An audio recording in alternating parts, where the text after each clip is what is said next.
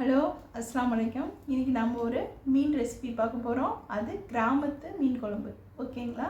அதுக்கு முன்னாடி நான் ஒரு சின்ன விஷயம் சொல்லிக்கிறேன்.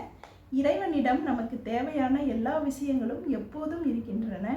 நாம் நம்மை அதற்கு தகுதியுடையவர்களாக ஆக்கி கொண்டால் எளிதில் அவற்றை பெற்றுக்கொள்ளலாம். ஓகே, நம்ம இப்போது கிராமத்து மீன் குழம்பு செய்ய போகிறோம். அதுக்கு நான் சங்கரா மீன் எடுத்திருக்கேன் 1/2 கிலோ. அதை நான் முதலே மஞ்சத்தூள் போட்டு கழுவி வச்சுருக்கேன். நம்ம இதை ஒரு 4 ஸ்டெப்பாக பண்ண போகிறோம். இது ஃபஸ்ட்டு ஸ்டெப்பு. இதுக்கு நம்ம ஃபஸ்ட்டு ஒரு ஸ்பூன் மிளகாத்தூள் போட்டுக்கலாம்.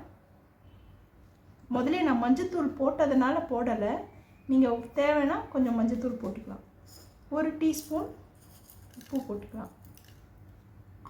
இதை பிரட்டி ஒரு 15 நிமிஷம் ஊற வச்சுடுங்க. இப்படி செஞ்சுட்டு நம்ம சால்னாவில் போட்டோன்னா, குழம்புல போட்டோன்னா நல்லா உப்பு பிடிச்சி ரொம்ப நல்லாயிருக்கும். அதனால தான் நம்ம இப்போ இதை பரட்டிக்கலாம். லேசாக தண்ணி ஊற்றிக்கிறேன். இப்போ நம்ம பரட்டியாச்சு. இதை ஒரு 15 நிமிஷம் ஊறட்டும். இது அதுக்கப்புறமா எடுத்து நம்ம குழம்புல போட்டுக்கலாம். ஓகே, இப்போ நம்ம செகண்ட் ஸ்டெப் பண்ண போகிறோம். இதை நான் 2 டேபிள் ஸ்பூன் நல்லெண்ணெய் ஊற்றிருக்கேன். நல்லெண்ணெயில் செஞ்சால் ரொம்ப நல்லாயிருக்கும் மீன் குழம்பு. அதுக்கு தான் நான் இப்போது நல்லெண்ணெய் 2 டேபிள் ஸ்பூன் ஊற்றிருக்கேன். இப்போ இது சூடாகிடுச்சு. இதில் 1/2 டீஸ்பூன் முழு மிளகு, 1/2 டீஸ்பூன் ஜீரகம், 1/4 டீஸ்பூன் சோம்பு, 1/4 டீஸ்பூன் வெந்தயம், கொஞ்சமாக போட்டுக்கோங்க வெந்தயம், 1/4 டீஸ்பூன் கடுகு. இது கொஞ்சம் லேசாக வறுபடட்டும். இதில் 10 பூண்டு வெட்டி வச்சுருக்கேன். அதை இதில் போட்டுக்கலாம். 15 வெங்காயம், சின்ன வெங்காயம் வெட்டி வச்சுருக்கேன். அதையும் போட்டுக்கலாம். இது கொஞ்சம் லேசாக வறுபடட்டும். 3 தக்காளி வெட்டி வச்சுருக்கேன். அதை இதில் போட்டுக்கலாம். இதில் 2 டீஸ்பூன் உப்பு போட்டுக்கலாம். கொஞ்சம் தக்காளி நல்லா வணங்கட்டும். நான் 1/2 கிலோ மீனுக்கு இந்த அளவு எடுத்துருக்குறேன். நீங்கள் எவ்வளோ மீன் எடுத்துக்கிறீங்களோ அதுக்கு தகுந்த மாதிரி எல்லாத்தையும் கம்மி கூட பண்ணிக்கோங்க. ஓகேங்களா? இப்போ நான் இதை அடுப்பு ஆஃப் பண்ணிடுறேன். செகண்ட் ஸ்டெப்பு முடிஞ்சிருச்சு. இதில் ஒரு கொத்து கருவேப்பிலை, ஒரு கைப்பிடி தேங்காய் ஆஃப் பண்ண உடனே போட்டுக்கோங்க.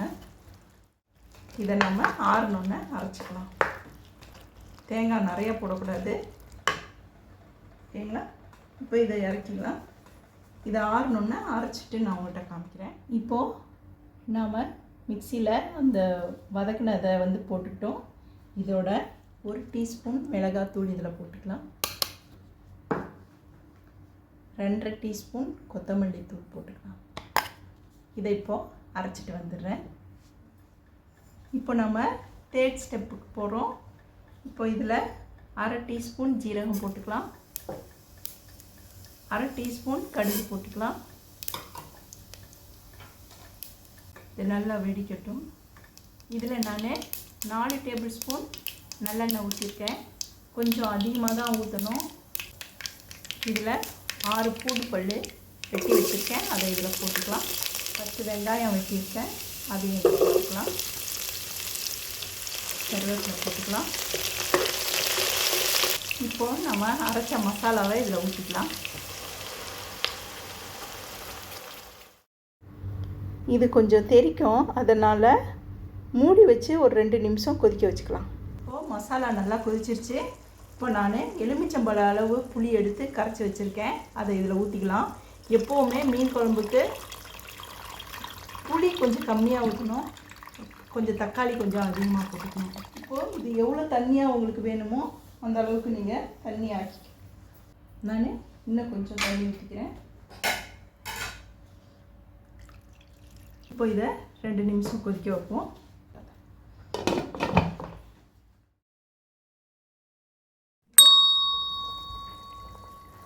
நம்மளோட குழம்பு கொதிச்சிருச்சு. இப்போ இதில் நம்ம மசாலா பரட்டி வச்சோம்ல, இந்த மீனை இதில் போட்டுக்கலாம். இதில் வேறு நம்ம உப்பு போட்டிருக்கோம், பார்த்து போட்டுக்கோங்க. இதை ஒரு 4 நிமிஷம் கொதிக்க வைக்கலாம். மூடி வச்சு சிம்மில் ஒரு 4 நிமிஷம் கொதிக்க வைப்போம். இப்போது 5 பச்சை மிளகா போட்டுக்கலாம். சும்மா அப்படியே பச்சை மிளகா போட்டுருங்க. நம்ம இதை இறக்கிட்டு இதுக்கு ஒரு தாளிப்பு ஒன்று பண்ணிக்கலாம். அது 4வது ஸ்டெப். ஓகேங்களா? இப்போ இது நல்லா வெந்துருச்சு மீன். இதை இறக்கி இதில் 1.5 டேபிள் ஸ்பூன் எண்ணெய் ஊற்றிக்கலாம். இப்போது இந்த தாளிப்பில் 1/4 டீஸ்பூன் வெந்தயம், 5 சின்ன வெங்காயம், கருவேப்பிலை ஒரு கொத்து. நீங்கள் வடகம் கூட போட்டு தாளிச்சிக்கலாம். இப்போ இதில் 1 டீஸ்பூன் மிளகாத்தூள் போட்டு ஆஃப் பண்ணிக்கலாம் அடுப்பை. இப்போ நம்ம இதை இதில் ஊற்றிக்கலாம். ஒரு வளம் சோடாசிக்கலாம்.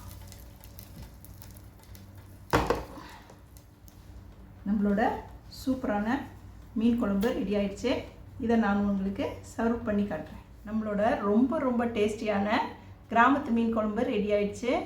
இதை நீங்கள் செஞ்சு பாருங்கள். உங்களுக்கு எல்லாத்துக்கும் ரொம்ப ரொம்ப பிடிக்கும்.